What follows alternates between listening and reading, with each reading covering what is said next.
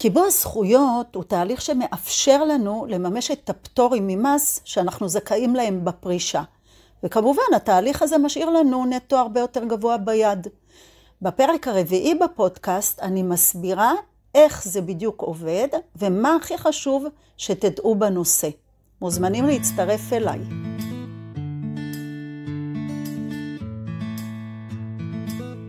שלום וברוכים הבאים לפודקאסט פורסים כנפיים. הפודקאסט לנשים ואנשים שרוצים לקבל ידע מעשי וברור לתכנון חכם יותר של הפרישה שלהם. אני עדנה כהן, מתכננת פיננסית, יועצת מס ומומחית לפרישה. בכל פרק אענה לכם על שאלה נפוצה הקשורה בכספי הפרישה, ואתן לכם טיפים להתנהלות נכונה עם הכספים שלכם. מזמינה אתכם להקשיב וגם ליישם. היום אנחנו נדבר על קיבוע זכויות. אז בואו נתחיל עם כמה מושגי יסוד, על מנת שכשאני אסביר מה זה, אנחנו נוכל להבין ביתר קלות. קיבוע זכויות זה הליך שאנחנו מבצעים מול מס הכנסה, וההליך הזה מקנה לנו פטורים. תכף נדבר באיזה פטורים מדובר, ואיך אני יכול לנצל את הפטורים האלה. אז מי זכאי לבצע קיבוע? מי שהגיע לגיל הזכאות. גיל הזכאות זה גיל פרישה. לנשים היום זה בסביבות גיל 63, זה יעלה בהדרגה ל-65, לגברים זה 67. אז מי שהגיע לגיל הפרישה ומקבל כבר פנסיה מזכה, הגיע לגיל הזכאות והוא יכול לבצע קיבוע זכויות מול מס הכנסה. אז בואו נגיד שאני בת 63 או 4 או 5, התחלתי היום או לפני שנה לקבל פנסיה שאני חייבת עליה במס, אז אני אוכל לבצע את ההליך של קיבוע זכויות מול מס הכנסה. כדאי לדעת שלקיבוע זכויות זכאים מי שמקבלים פנסיה בישראל, על אף שלדוגמה הם כבר לא תושבי ישראל.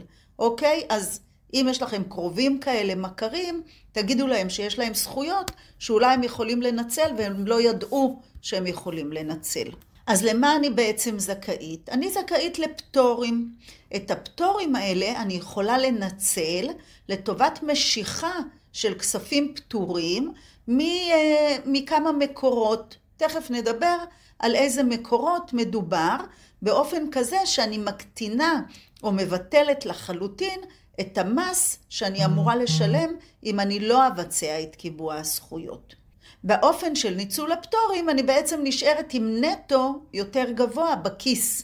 אוקיי? זה מסייע לי להגדיל את ההכנסה שלי. עד מתי אני יכולה לעשות קיבוע? בעצם את הקיבוע אני יכולה לעשות מהיום שבו גם הגעתי לגיל וגם התחלתי לקבל פנסיה. אני יכולה לעשות אותו גם רטרו. זאת אומרת שנניח שאני התחלתי לקבל קצבה לפני 3 שנים, ולא ידעתי או לא רציתי מסיבה זו או אחרת לעשות את ההליך הזה של קיבוע זכויות. היום אני רוצה לעשות את הקיבוע, אני יכולה לעשות אותו רטרו. מה צריך לדעת לגבי רטרו? שכשאני מבצעת קיבוע זכויות רטרו, ואני זכאית ככל הנראה להחזרי מס, אז את החזרי המס האלה אני יכולה לקבל עד 4 שנים אחורה אם אני עצמאית והגשתי דוחות, או עד 6 שנים אחורה אם אני שכירה לצורך הדוגמה, או כל נישום שלא מגיש דוחות שנתיים למס הכנסה. למה כדאי לדעת את הנתון הזה? משום שאם אתם ממתינים עם קיבוע הזכויות שלכם, ואתם מבצעים אותו אחרי מעל 4 או 6 שנים, אז בעצם אתם יכולים לאבד החזרי מס שאולי מגיעים לכם בגין השנים שקדמו. בואו ניקח דוגמה. נניח שאני שכירה.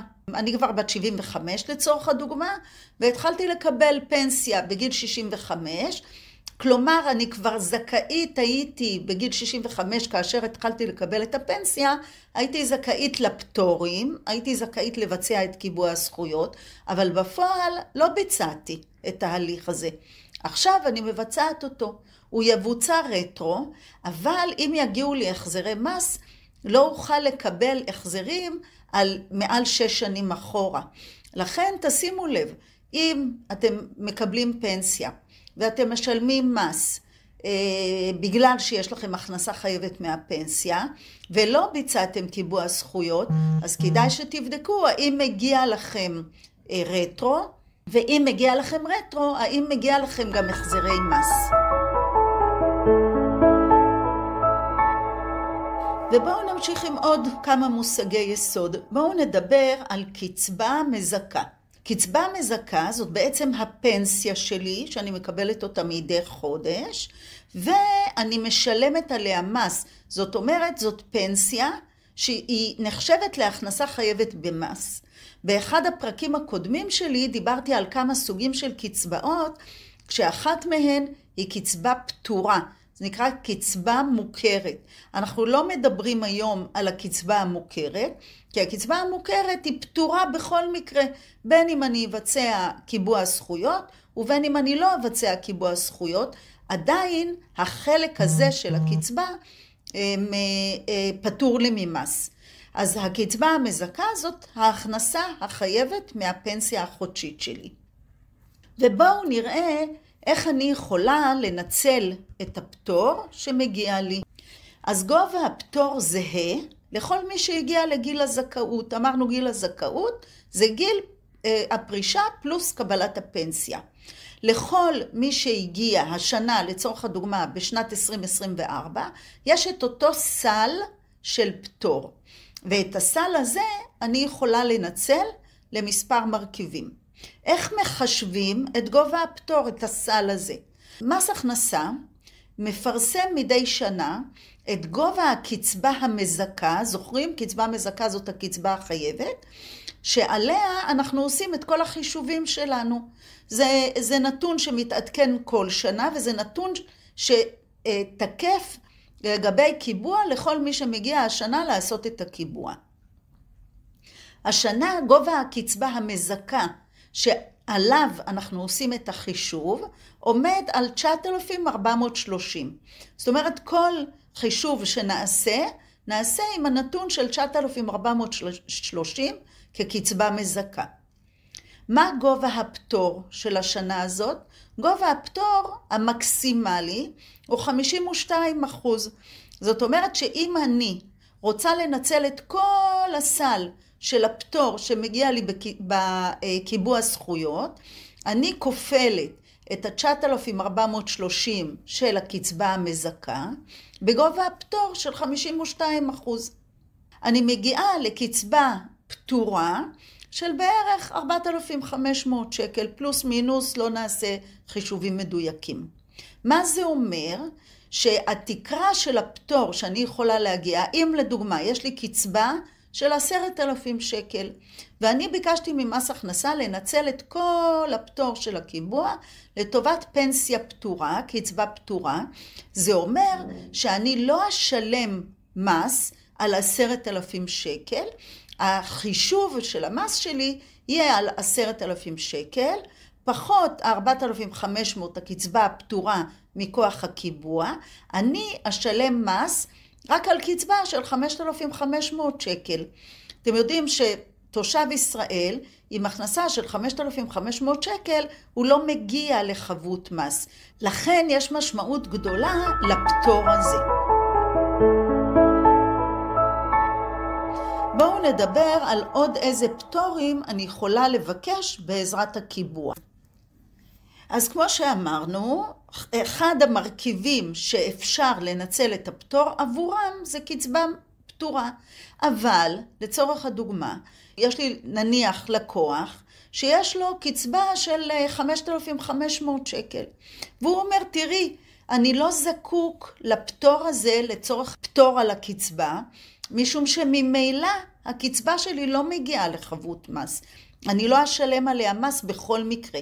אז למה אני עוד יכול לנצל את הפטור הזה? אני יכול לנצל אותו לטובת פיצויים פטורים.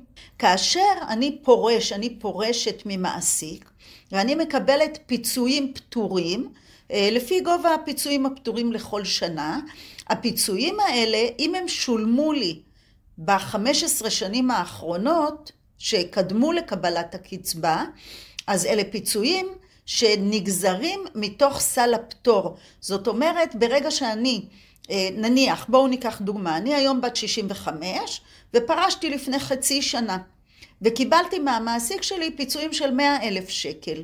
הפיצויים האלה יחושבו כחלק מסל הפטור של הקיבוע, על מנת שמס הכנסה לא ייתן לי כפל פטור.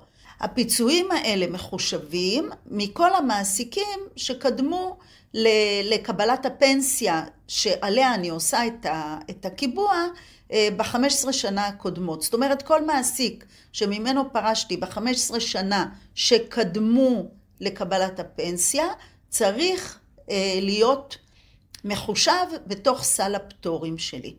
למעט פנסיות תקציביות של כוחות הביטחון, אבל זה משהו שהוא ספציפי ואני לא אדבר עליו היום. איך אני מחשבת? הרי קודם אמרנו שהתקרה היא הקצבה המזכה, כפול 52%. עכשיו עשיתי חישוב מדויק, ויוצא ש9,430, שזאת הקצבה המזכה, כפול הפטור של שנת 2024, 52%, זה 4,903 שקלים.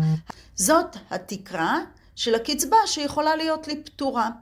אבל נניח שאני רוצה למשוך הון מתוך הפטור הזה, ואני לא רוצה לנצל את כולו או את חלקו, רק לטובת הקצבה. איך אני מגלמת את הקצבה החודשית להון?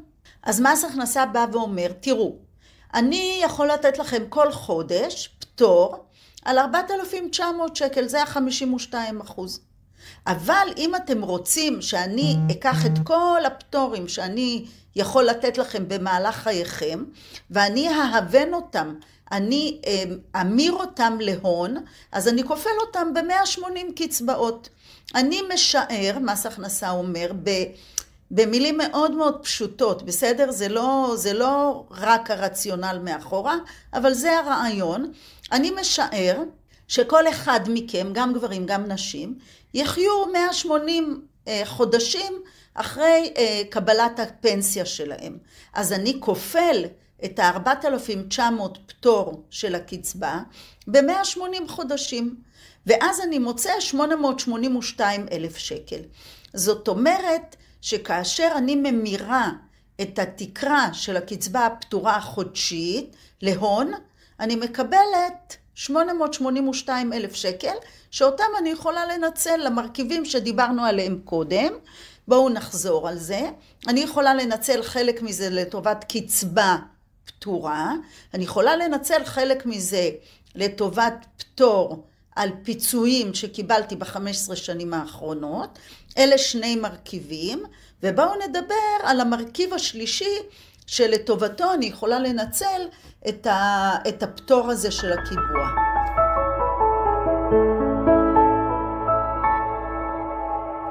המרכיב השלישי שעבורו אני יכולה לנצל את הפטור, זה היוון של כספים קצבתיים שאני אמורה בעיקרון לקחת מתוכם פנסיה.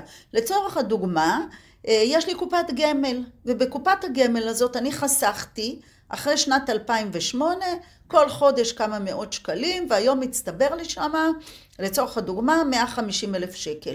יש לי קופת גמל קצבתית, שממנה אני אמורה לקחת פנסיה.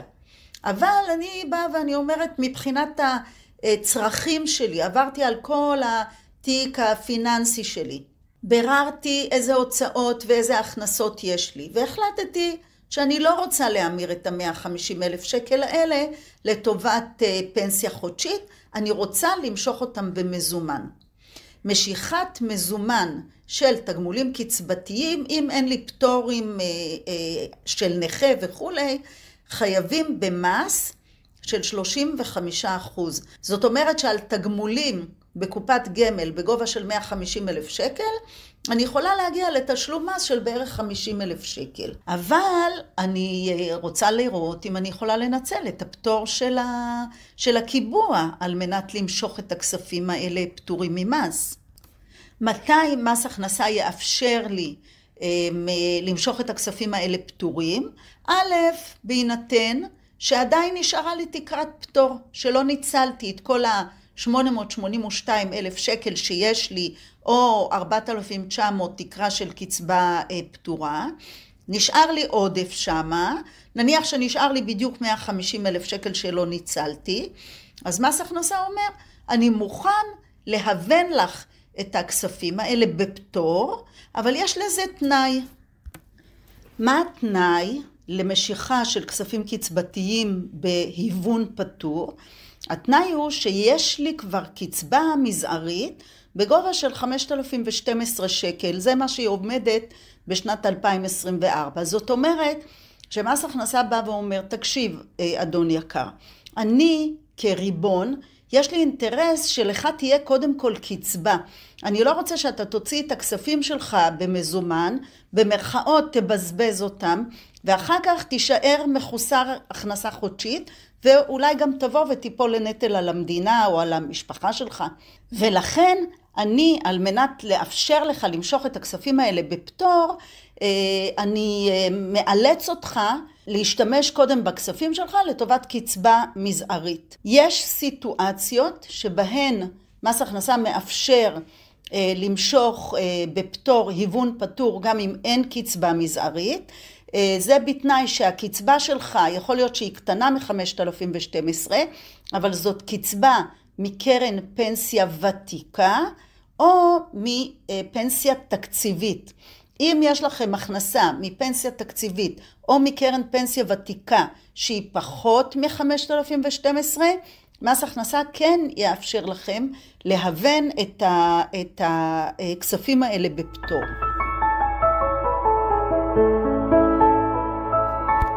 אז בואו רגע נעשה סיכום.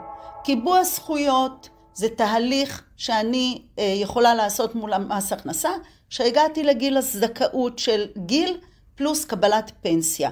הפטור הזה יש לו תקרה שהיא זהה לכל מי שמגיע לעשות את התהליך של הקיבוע, ואני יכולה לנצל אותו לטובת קצבה פטורה, פיצויים פטורים והיוון של תגמולים פטורים. אני יכולה לעשות שילוב של שלושת המרכיבים האלה, זאת אומרת אני יכולה לנצל את הפטור רק לאחד מהם, לשניים מהם או לשלושתם בהתאמה. לפי הצרכים שלי, לפי המס שאני רואה שאני צריכה לשלם וכו'. למה שווה לי לעשות קיבוע זכויות? א', כדי לשלם פחות מס. יכול להיות שאני משלמת מס על הפנסיה שלי, ואני יכולה להקטין את המס או לבטל אותו לחלוטין. יכול להיות שהפנסיה שלי היא נמוכה, אבל יש לי הכנסות ממקורות נוספים, ואז ברגע שאני אפתור את הפנסיה שלי, או אקטין את ההכנסה החייבת שלה, אני אשלם פחות מס מכוח ההכנסות הנוספות שלי החייבות במס. מתי עוד שווה לי לעשות קיבוע? אם אני רואה שאני באמת רוצה להוציא חלק מהכספים שלי במזומן, בהיוון פטור. אלה בערך המצבים שבהם כדאי לי לעשות את הקיבוע. כמובן שכל אחד מאיתנו יש לו את החיים הפיננסיים שלו ואת מקורות ההכנסה שלו ואת תשלומי המס שהוא משלם. כל הפרמטרים האלה הם פרמטרים אישיים שמביאים אותם בחשבון כשבאים לבחון את התיק שלכם ולראות האם כדאי לכם לעשות את התהליך הזה של קיבוע הזכויות או לא. והתייחסות אחת לגבי גובה הפטור. תראו, השנה גובה הפטור מהקצבה המזכה הוא 52%. בפעימות של הפטור, הפטור היה 35% עד 2012, ומ-2012 הוא עלה בהדרגה בכמה פעימות עד 52%. הפטור הזה אמור היה לעלות בעוד 15%, זאת אומרת ל-67% פטור, בראשון לראשון 25. לפי חוק ההסדרים שמסתמן, הפטור הזה לא יינתן, ה-15% הנוספים האלה לא יינתנו בראשון לראשון 25, ככל הנראה הם יינתנו בראשון לראשון 26. להגיד לכם שזה ודאי, אי אפשר לדעת, כי אתם רואים, המדינה יכולה לשנות באמצעות חוק ההסדרים גם את ההבטחה לתת פטור נוסף. אז זה אומר שמי שבנה על זה, שבשנת 25 הפטור יעלה, הן לטובת הגדלת הפטור על הקצבה שלו, או שהוא התכוון בעזרת הפטור הזה הנוסף למשוך כספים קצבתיים בהיוון פטור, ייאלץ להמתין לצערנו, ואני מקווה שזה יהיה השינוי היחיד שיהיה לגבי הפטור הזה. אז אני מקווה שעניתי על רוב השאלות שלכם, אף פעם אי אפשר לענות על הכל. היו כמה ששלחו לי שאלות נוספות, אז עניתי להם במייל. אתם מוזמנים לשלוח לי עוד שאלות, אני תמיד שמחה שאתם שולחים שאלות, כי זה ממקד את הנושאים שאני רוצה לדבר עליהם בפרקים האלה שאני מקליטה, ונשתמע בפרק הבא. תודה רבה לכם שהייתם איתי, שיהיו לנו בשורות טובות.